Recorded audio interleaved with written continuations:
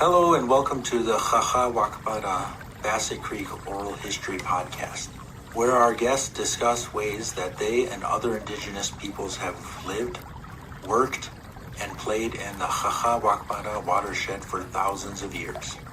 This project was created in Minnesota Makoche, or Minnesota, the traditional and contemporary homelands of the Dakota people.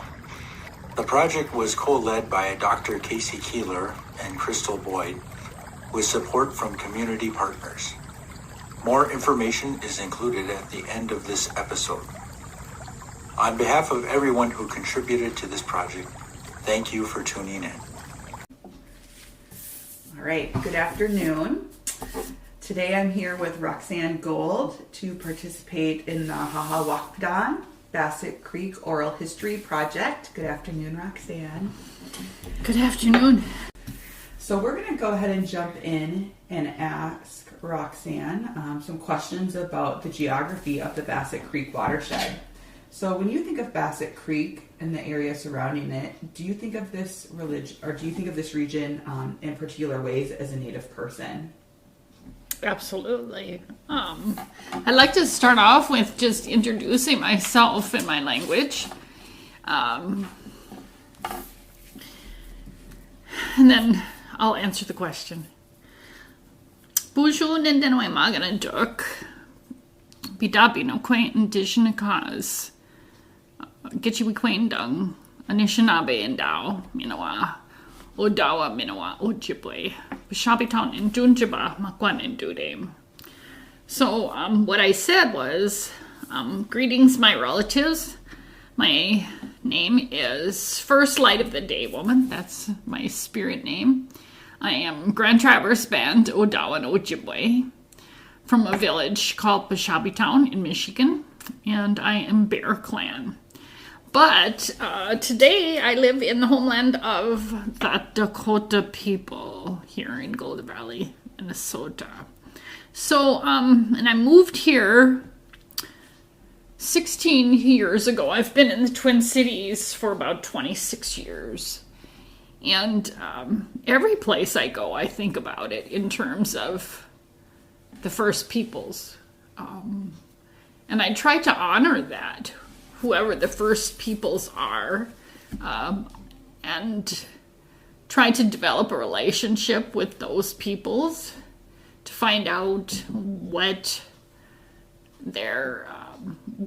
kinds of things that they value, that they support, what their history is, what kinds of things they need from people who are living in their homelands. Because I would want that from others who are come to live in my homeland. And so when I moved originally to Minnesota, I knew that this was all Dakota homeland at one time. It from, southern Minnesota clear up to the northern boundary waters. I knew that was all Minnesota Makoche. I was born in South Dakota, born and raised around Oceti people. My grandma's second husband is Hihantuan and Sichanhu Lakota, and he helped to raise me. So I know a little bit about the history, of the Oceti people. And before I came here, I worked in Sioux City, Iowa, and I worked with a lot of Santee Dakota people, who were greatly impacted by the history, particularly the exile that happened here. And so I was aware of that when I came here. When I moved and one of the reasons I came to the Twin Cities is because there's a very vibrant Native community in this area.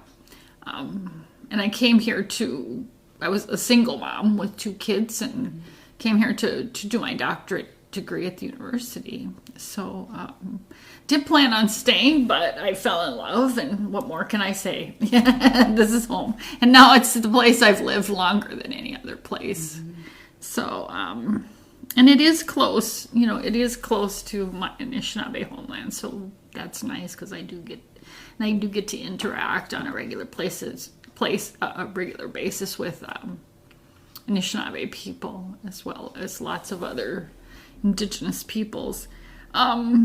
When I came to Golden Valley, I've learned over the years about this place. I knew that it was a place that the Dakota people had not lived, but I know as all of their homeland, it was a place that was valued, and maybe even more so because they left it untouched.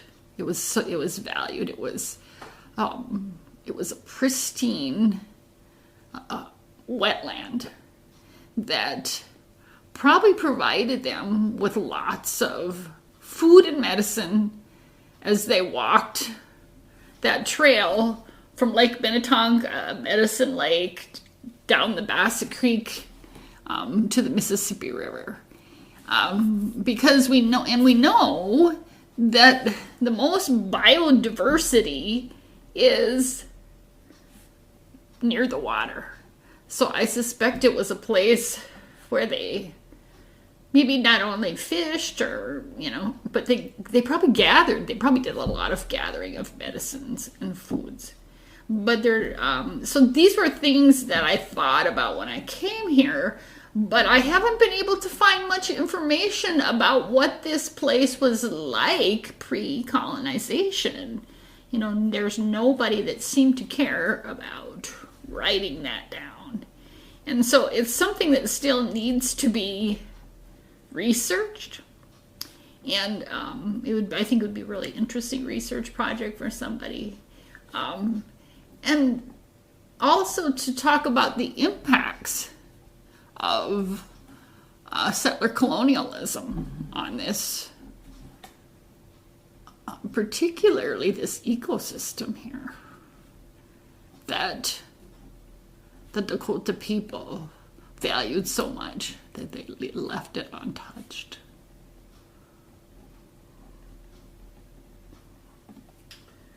I appreciate those thoughts on thinking about what does it mean to be a Native person living in somebody else's homelands, and the responsibility as a Native person and a Native woman to learn about those communities and those histories as well.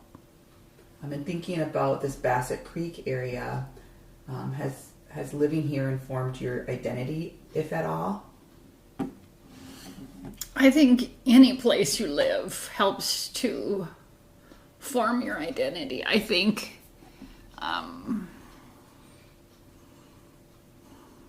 just as I age, I'm a grandmother. Besides being a mother, I'm a grandmother. I have 2 grandchildren. And mostly I think about what kind of a world are they going to inherit? And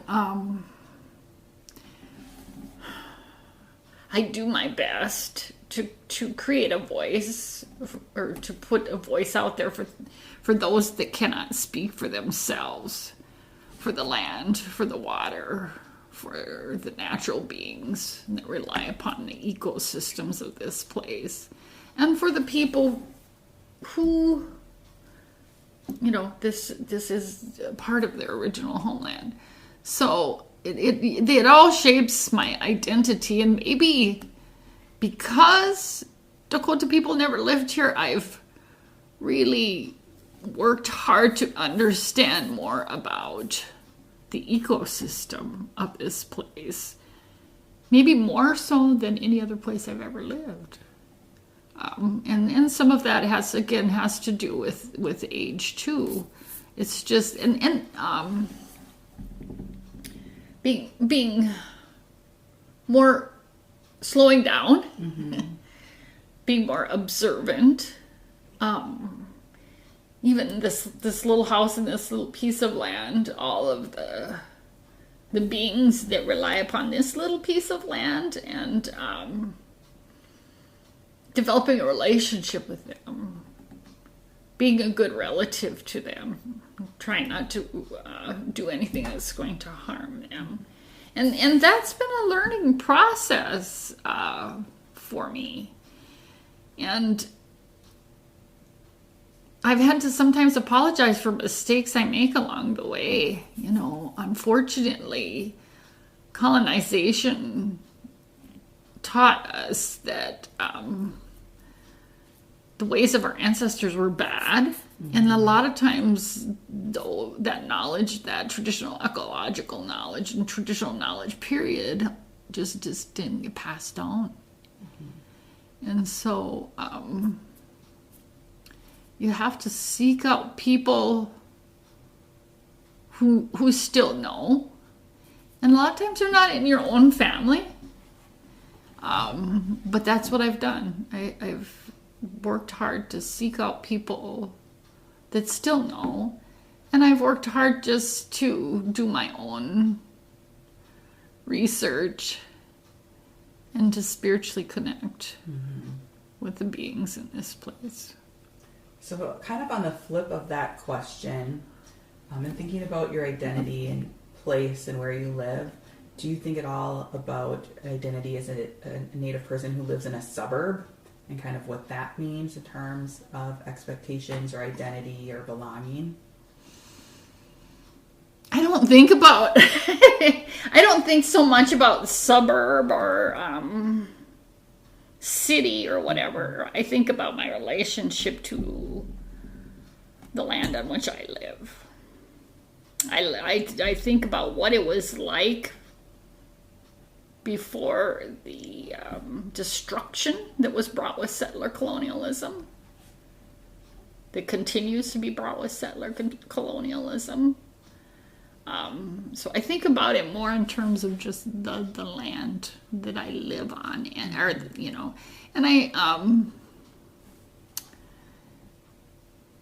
it's taken time, and it always takes time to develop relationships with the humans in wherever I live, because I live differently than a lot of them do.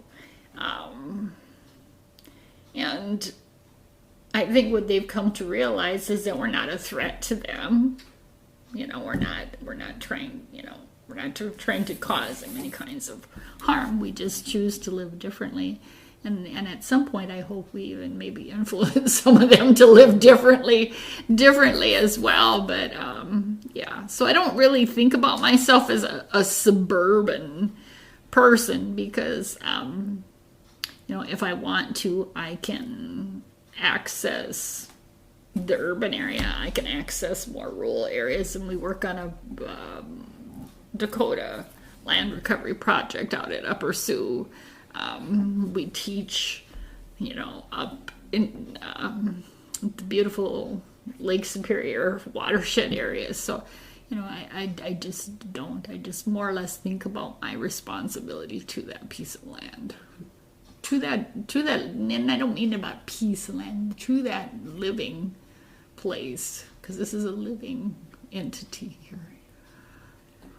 So, you've touched a little bit on this, but are you involved in any cultural activities in this area, or perhaps even in Minneapolis? Or is this something you feel you need to return to your tribal community or reservation in order to connect in a cultural way? No, I've always been involved in cultural activities and spiritual activities. Not so much here in Gold Valley, because there hasn't been any other than what we do here. When we do ceremonies and stuff in our own home or on our own piece of land, or we have people gather here. But in the urban area, I was very involved. My husband and I started a Dakota and Ojibwa language immersion school in Minneapolis, and have been involved with doing work with many different Native organizations. Our kids work in the community and so forth. So we have always been involved with the community in many ways. My grandson is a champion powwow dancer, so that's part of our life as well. And my husband and I work, like I said, with a project called Makoche Kichupi, which is a Dakota land recovery project, where we're purchasing back Dakota homelands with settler donations and working then to restore that land and to create sustainable villages using traditional Dakota architecture, building earth lodges so that exiled Dakota people can come back home. And we've worked with several non-Native organizations providing Native voice. I chaired the Indigenous Roundtable for the Science Museum for a number of years. Now Darlene and Jim are doing it. Because they have the second largest Native collection there. So they have a responsibility to our communities.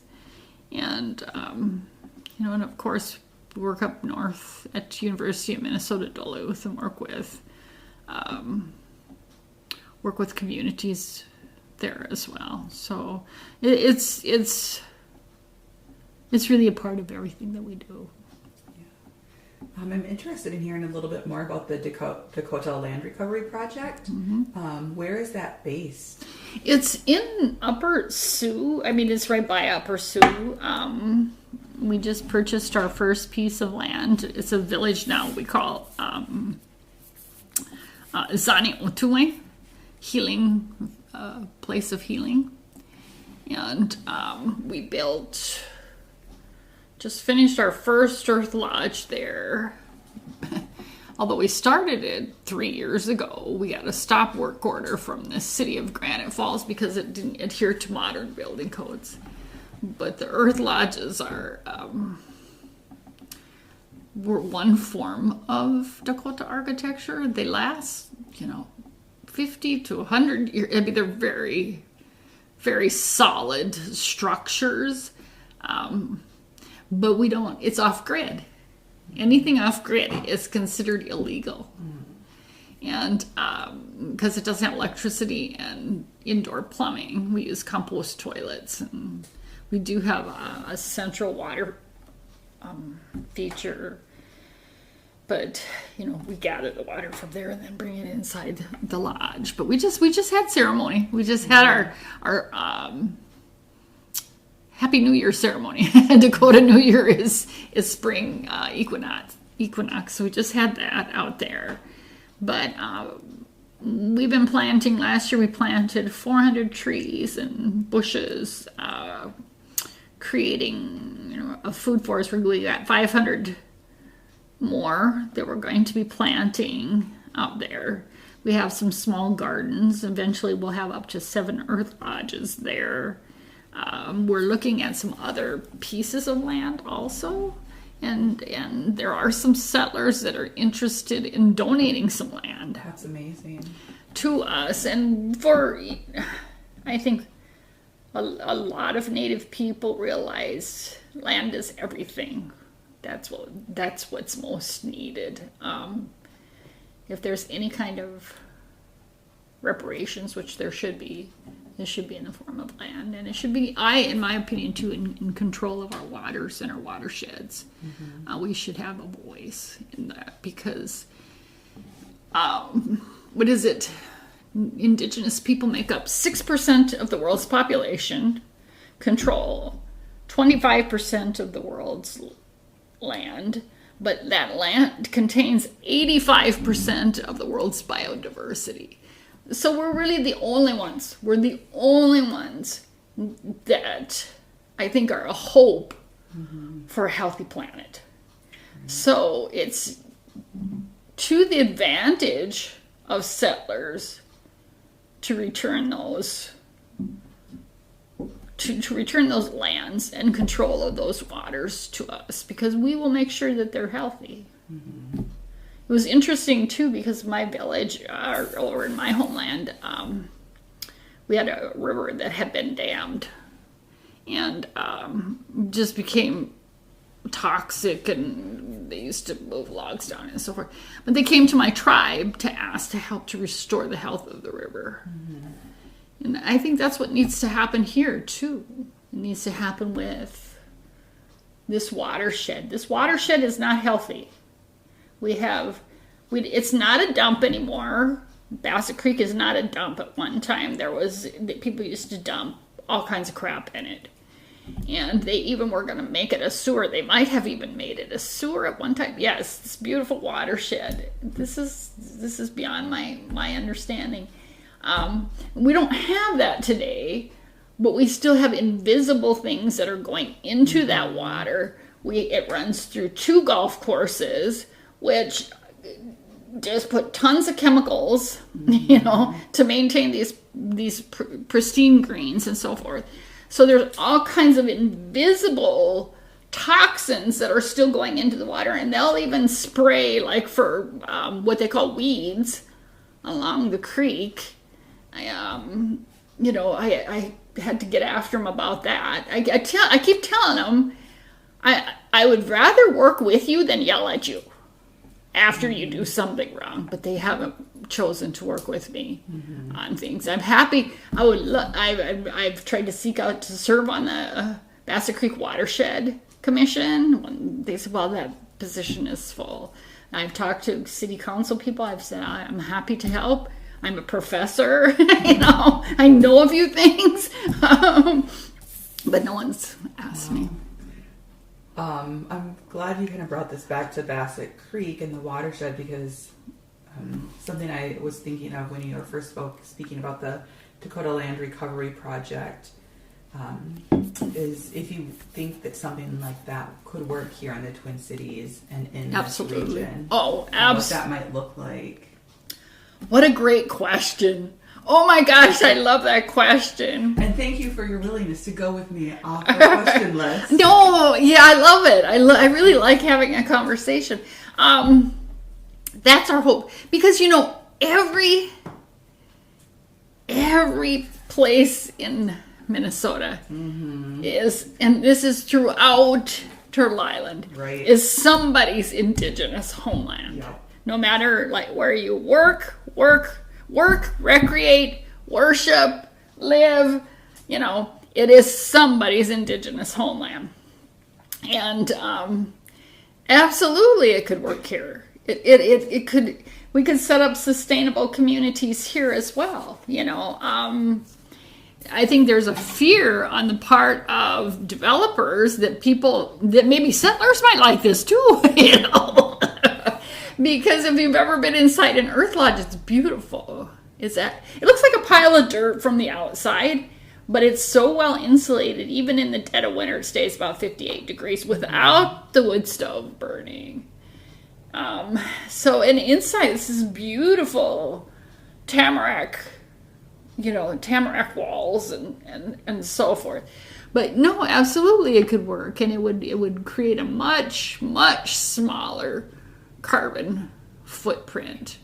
And like this summer, when the gardens were coming, it looks kind of muddy out there right now, but when the gardens were coming up and stuff, it's beautiful. It's beautiful, and it's a place that nothing, everything is shared in common.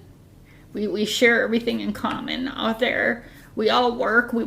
Each person works to the best of what they can offer.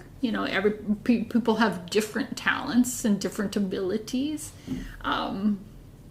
We eat well. We laugh a lot. We work hard. And it's good. And we have little kids running all over, and they get to breathe fresh air, and they're tired at the end of the day. It was so beautiful. Then when we did the ceremony, the solstice ceremony this past week, after we ate and after we'd had sweat and, we did all of our work and stuff, there was a couple little kids that crawled up on the bed and were sleeping underneath the buffalo robe. Yeah, they were just sweet, I was like, this is what it's all about, this is, and it's there's other places throughout the country that are doing, we're going to be visiting a place in Alabama, Muskogee Creek. They have 240 acres that is doing something similar. So I think it's very possible. The good thing that came out of the legislative process, as awful as it was, and it didn't pass until the last second on the last night. It was in legislation for 2 years before they let us finish building. Or they were going to throw us in jail, fine us $10,000 for building earth lodges. That was their solution. But we got both Republican and Democrat support, which was very interesting to me. The Republicans were more like, yeah, they can't tell us what to do. And the Democrats were like, yes, it's your right to practice your culture. So yes, I think that there's possibilities if we can educate people about the benefits of living closer to Earth. And my hope is that indigenous peoples across Turtle Island will begin to all do this. Not every indigenous person is going to choose to live this way, but I think there's a lot of us that would, and yeah, it's, capitalism is set up in a way that, so you'll buy more stuff. Everybody's got to have their own house. Everybody's got to have their own cars, got to have their own computers, got to have their own washers, dryers, got to have everything. Where if you share those things in common, you don't buy as much stuff. You don't have to buy as much stuff. It's a completely different lifestyle. So, yeah, I think it could work. I think it's... as we would get closer into the city, I think some people would really freak out, but I think certainly on the edges of the cities, on the edges of the metro, it could be wonderful. And so much of what you just said was about the physical structure and the community and the systems, but what about accessing land, purchasing land for such structures and activities and cultural...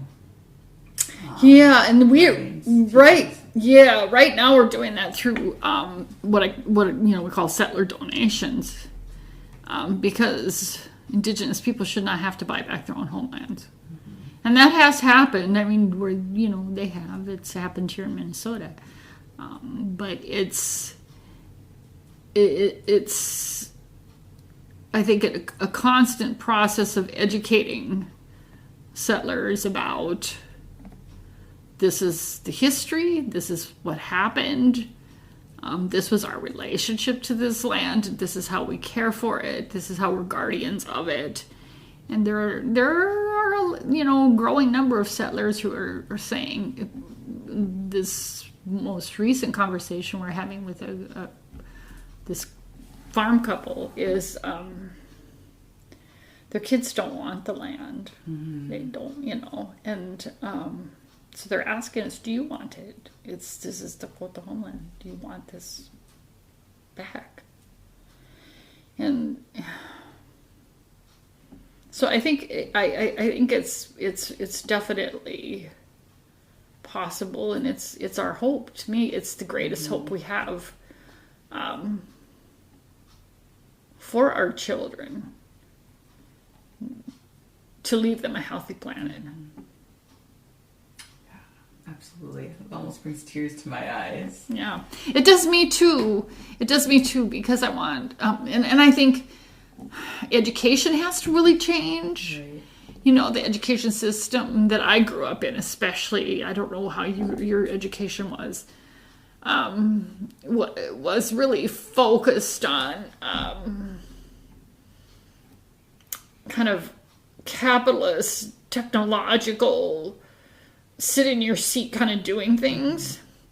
And I think children have to be much more outside. They have to learn they're going to have to learn skills, critical head knowledge. I think if they learn traditional knowledge, that is critical. Right. It's very critical. That will come. But I think that's something that's going to have to change. And we know that. We know our education systems. And I'm in education. That's my field. But we know it has to change. Right. For this planet to survive, where kids have to have a greater relationship to the natural world. And they have to learn how to do things. They're going to have to learn how to grow things and gather things and be in relation. Right. That their food just doesn't come from a box in the grocery store. And, they'll have to learn things. I think that would just be so significant if we think about the geography of the watershed, as you mentioned, going from Lake Minnetonka to Medicine Lake to the Mississippi River. If there was a way for Dakota people to access their homelands in this watershed and be able to do something like an Earth Lodge to provide cultural teachings, that's also just not for Dakota people. Right. That's for all people and all youth, and how significant that could be for future change, positive change. Yeah.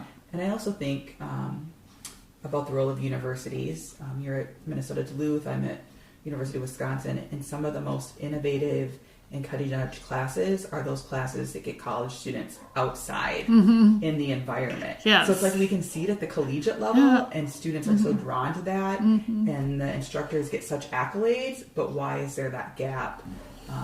It's really remarkable. Yeah, and it's so we do have to change it. I remember my granddaughter, one of the things you asked about, what some of the things that we've been involved in here in the metro area. I became involved in language immersion. First of all, my doctoral dissertation was working with the Maoris in Aotearoa and looking at their educational movement and their language revitalization movement. And when I returned, my granddaughter was born. We put her in an Ojibwe language immersion school. And it was so amazing. What an incredible place to start her educational life. And I don't think it's ever quite lived up to that experience since then. Hope Flanagan, who's actually Seneca, but she's lived in the cities for long. And she's like me. She believes you should understand the original people here and, follow their protocols and stuff. So she learned Ojibwe. She's a fluent speaker of Ojibwe. And so she taught along with Lillian Rice, who was Potawatomi, but spoke fluent Ojibwe, fluent Odawa. She spoke like 5 languages. And she was the elder, and she's now passed. But anyways, so they were my granddaughter's first teachers from the age of 1.5 until she was 5. She kind of went to a high five program in between there, but then she'd go to after school stuff there. But Hope would have them outside all the time because she's also self-trained ethnobotanist, one of the best, I think, in Minnesota. And she much of her food, she works out at Dream of Wild Health, but much of her food is wild food that she gathers, and her medicines are wild and so forth. So she had the kids outside, and not just, it was every season, So when she had to go to regular school, she really didn't like it at all because she had to sit in a seat all day and blah, blah, blah, blah, blah, blah, blah. So it was really tough. It was really tough for her. So, yes, education has to change. Kids have to learn. We all do. We all have to learn by doing, and we all have to connect because our spirit demands it. We're part of this ecosystem. We're not stewards over. We're part of it. And we have to, and when we're separate from it, it hurts our spirit. Right. So transitioning a little bit, Wakpadan is the Dakota name for Bassett Creek. What do you think about the role and importance of language and place names, particularly in these predominantly white settler spaces that we're surrounded by? I think it's vitally important because it tells us, it tells us some of the history of this place, about who was here first, about the relationship of those first peoples to this place. It tells us a lot about the ecosystem of the place, because a lot of times it'll talk about some of the natural beings. Those names will include the names of natural beings and stuff, maybe that were once in this place and no longer are. So I think place names are vitally important. Language is vitally important, and I love a good linguist. They can tell you this part of this word is 5,000 years old, and we know this because. And one of my Ojibwe language teachers is like that. He's a linguist, and I love that he can pull so many beautiful teachings from such a small part of the language. Mm-hmm. So, and I'm not a fluent speaker. I've been learning it as a second language, and I will always be a learner. My grandfather was the last first language speaker in my family, and he was a product of boarding schools, and felt like he shouldn't teach it because it was a very abusive experience when he would speak the language. He was beaten and ridiculed. So we didn't learn it from him. But I think the language is vitally important. And Dakota is especially in danger. There's maybe more first language speakers in Canada, but there's only a couple left here in Minnesota. And there's some people who, like Tante Masa and Shishokadutta, who are language teachers that speak very well, but it's still a second language for them. Mm-hmm. This really has me thinking also about the significance of having access to the land in order for young people to learn the language as well. And it's amazing because even, as we work out in Zanio it's like your DNA begins to remember stuff that your ancestors knew just by being there and engaging with the land and the spirits of that place. Our first place is only 21 acres, but we're already, getting so much affirmation from the land and from the spirits that what we're doing is a good thing. And that's beautiful. That's life affirming. That's hopeful.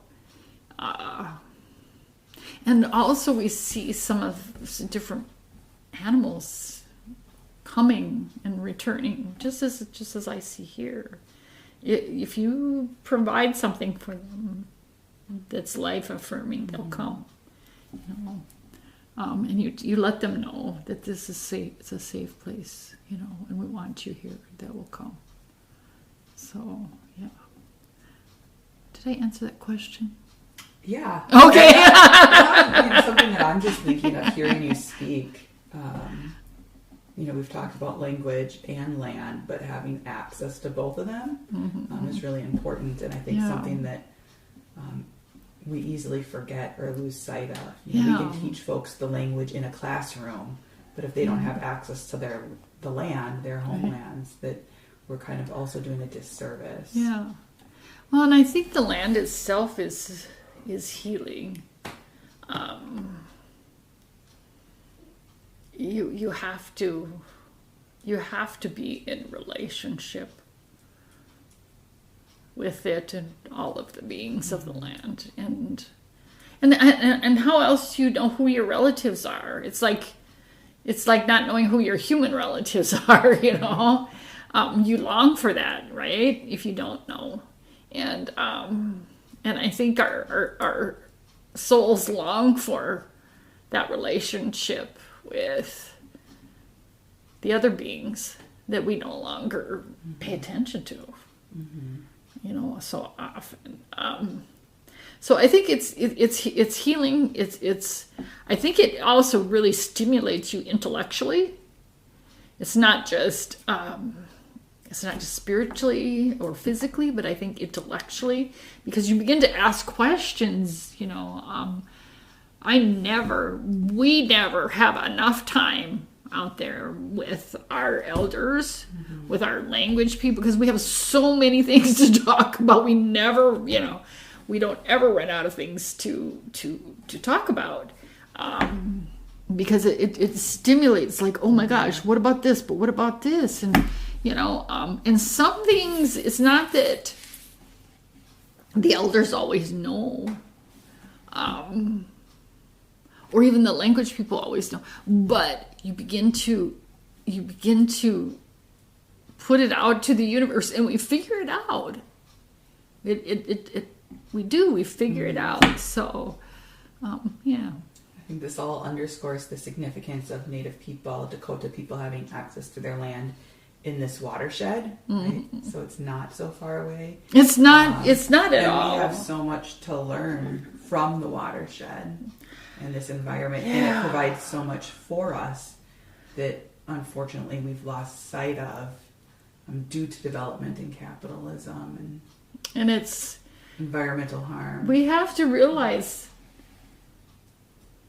water is the most sacred being on earth. It's what makes earth earth.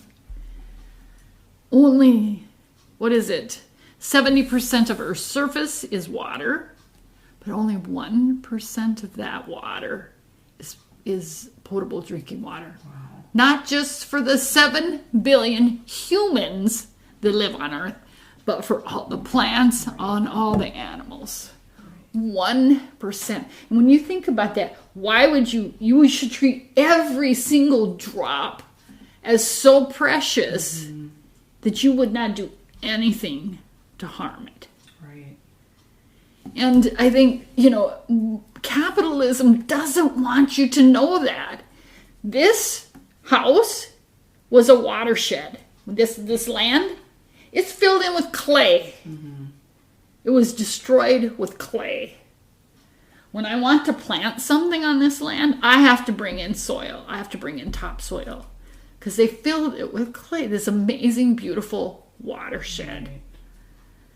So, I think if people understand this, my hope is that they'd say, oh my God, I didn't know that. Now that I know, I will do differently, I'm not going to plant grass that makes me use all kinds of water that animals, plants, and humans should drink. Mm-hmm. I'm not going to flush my toilet when I pee every time because that's clean, potable water. What is it? If it's yellow, let it mellow. If it's brown, flush it down. And hopefully in time they'll start using gray water instead of our drinking water. Yeah, that's always been a pet peeve too. Yes. Flushing basically clean water. Drinking water down the toilet. Yeah. So these are things that when they ask people like Jim and I to come and talk, they want to hear about the cultural, the pretty, the foods, festival, feathers. Stereotypes. foods, festival, clothes, and feathers kind of thing. They don't want to hear about this kind of stuff. But this is really the deeper stuff, that we've had a relationship with for thousands of years. It's why we were able to live in our homelands for thousands of years without causing harm. But we all have a responsibility, not just the native people. Absolutely. Oh my gosh, even more so because we're such a small. What are we? 1% of the population, 2% of the population here in Minnesota. So we are a very small part of the population. Everybody has responsibility, and if people can all start thinking, "How can I do better?" we will do better. Right. So part of doing better is a way to think about this oral history project. So this oral history project grew out of the Valley Community Presbyterian Church land acknowledgement process. So what do you think about land acknowledgement statements broadly? And after that work has been done to create a responsible land acknowledgement statement, what do you see is necessary follow-up and supplemental work? Well, what's important is the supplemental work. What's important is the follow-up. The land acknowledgement statement is like telling somebody, I'm sorry. And if you don't change your behavior, then it's meaningless, right? So I think I wouldn't tell people not to have a land acknowledgement statement, but the follow-up is what's important. It's not the follow-up. I would say the reparative work is what's important. And there's a lot to repair. Mm-hmm.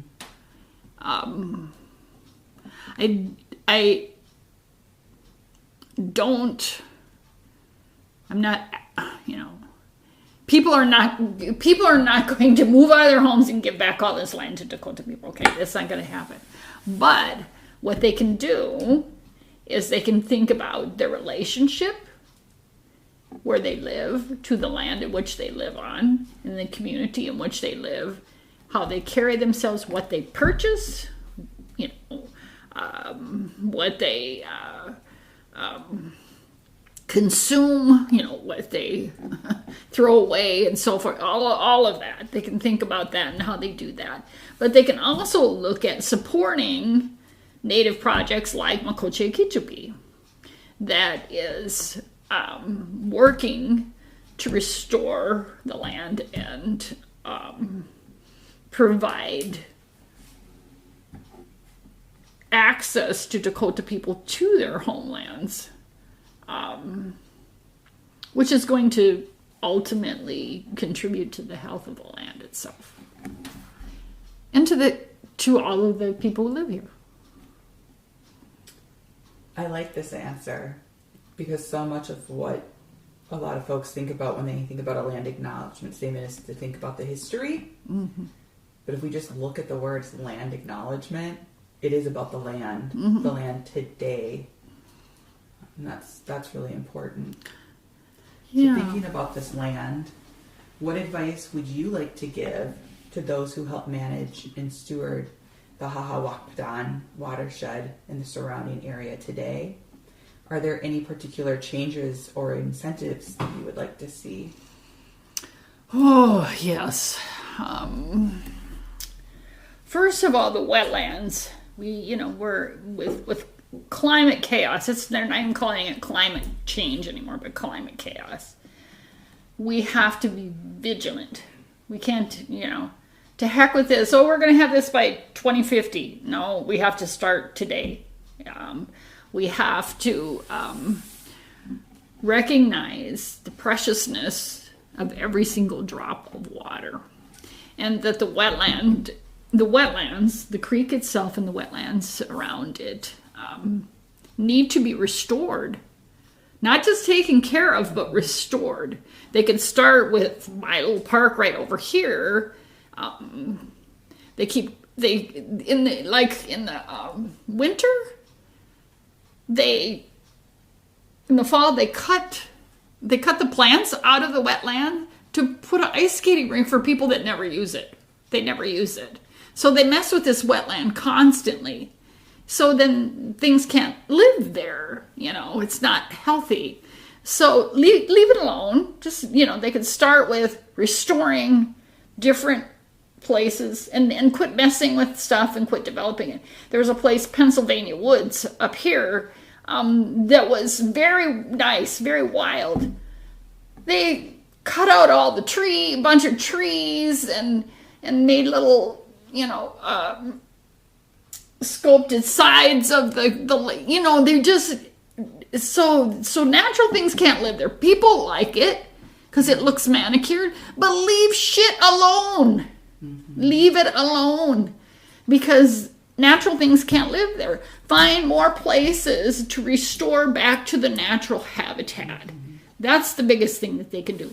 Quit thinking only in terms of development and the tax dollars that it will bring to Golden Valley.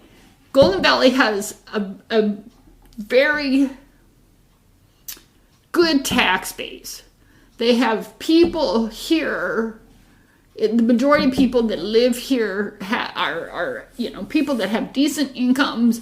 You have substantial businesses. They don't need a better tax base.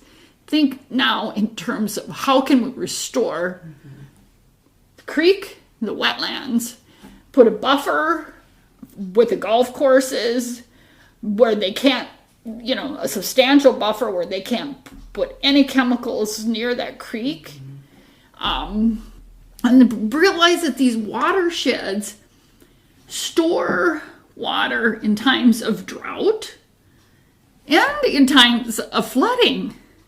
They so we need them. We need them to exist. They wonder why, everything's got so dry is because we fill it all in with filler and clay so we can develop it. So, and since we've lived here, there has been a substantial, I would say thousands of trees that have been cut. Thousands. Some of that is because of emerald ash borer, but not all of it. And I think, to me, the water and the trees are commons. They are not, individuals should not just, one person should not just have a say about that, or one business or one homeowner should not have a say about that. It should be a community of people that say, okay, can this take place here? If they say no, then it can't. Is this healthy for the land and for the watershed? No, it cannot take place. I swear to God, I think the people that they hire in the environmental program are somebody's son that needs a job. Because they go out and they're just spraying stuff, to kill, I think, invasives. But they'll spray, they don't know what they're doing. They spray good plants as well. So, and not every dead tree needs to come down. That also provides habitat for beings. And if you begin to, this then could be a more inviting place for Native people to come and teach people about the amazing ecosystem and food systems that were traditionally here. I like thinking about the waters and the trees as a commons, and just because you own a particular piece of land doesn't mean you get to cut down all the trees on your property if you so wish. We had a maple tree on the side of the house here, but it belonged to the former owner there. They wanted to put in an egress window. That tree provided shade for that house, this house, several houses. It was massive, beautiful, healthy maple tree. And they cut it down. Couldn't do nothing about it. It was heartbreaking, and I swear to God, I felt that tree shake before they touched it. It just was heartbreaking. It made me cry. And it's just,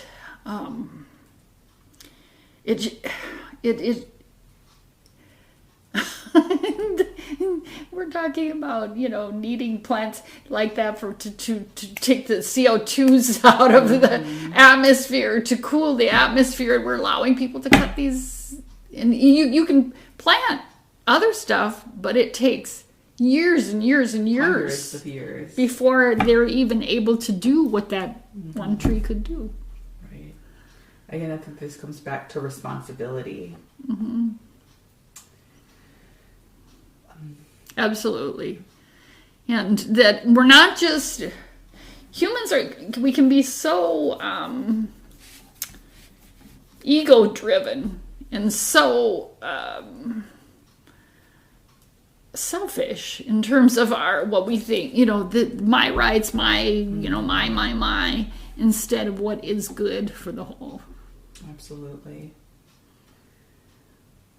What would you like future generations to know about your experience as a Native person here in Golden Valley? And you've shared so much with us already, so much wisdom about the environment and responsibility and stewardship. Yeah, I think that's the thing is that I would like people to know that I love this place and that I want them to love it too, and that I'm here to work with them to create and sustain a healthy home for us all here, as the Dakota people once did. Is there anything else you would like to share? No. That's more than you probably needed. Well, thank you so much, Roxanne. You're welcome. Miigwech for listening. Naya chop na becha wopira tanka unkeni chiapi. Thank you for listening.